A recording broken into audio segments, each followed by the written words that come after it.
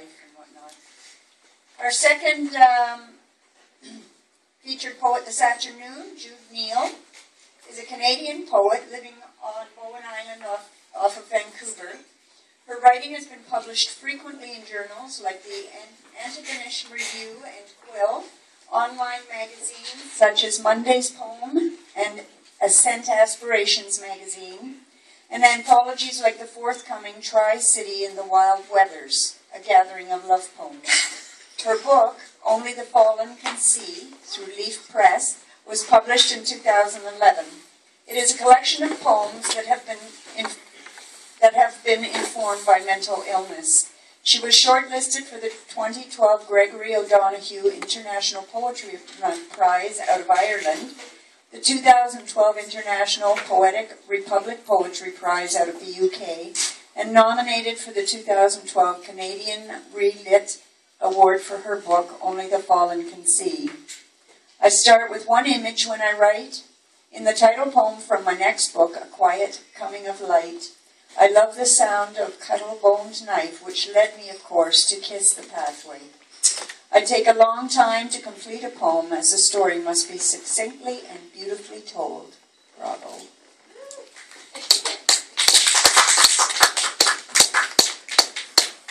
Thank you.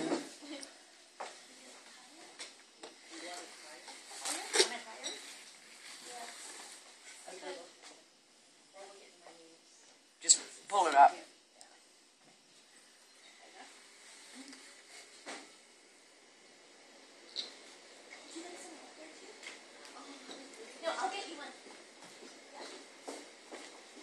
Janet knows that I take medication that dries up all my saliva, so sometimes I can't speak. The first poem I'm going to read is from the next book, A Quiet Coming of Light. It is called A Study in Cool, and it's about my father. My dad wore a silk stocking over his jet black hair when he was a kid. Every night, he would wet it and comb it and make it a cap. It was a hot, steamy style to expose the pale forehead, usually tucked under a hat. His hair was his cadenza. It swept back a newly tarred road running straight, except for the front, which rose up like a wave. He looked dreamy in that smoky-eyed way of Brando or Dean. His hair was a perfect accessory for breaking the rules as much as any man could. My mother liked to run her fingers through it, saying, "It's his best feature, you know." He'd smile that sly smile, light up a player's, and go back to being a study in cool. Awesome.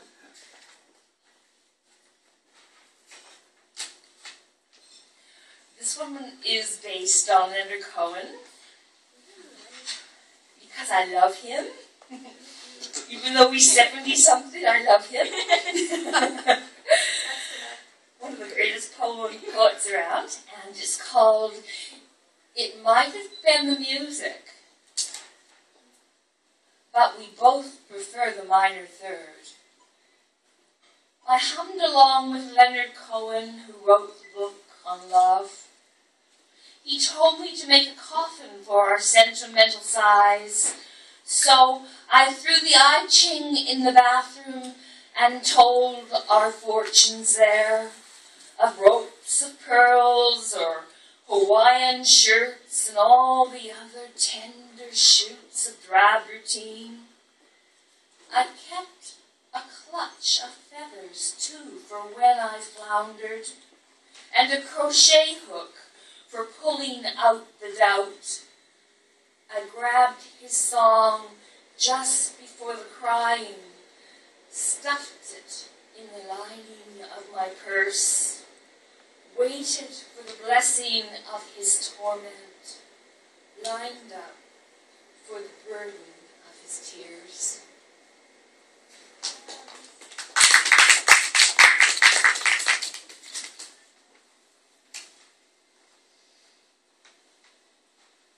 This was written about my daughter,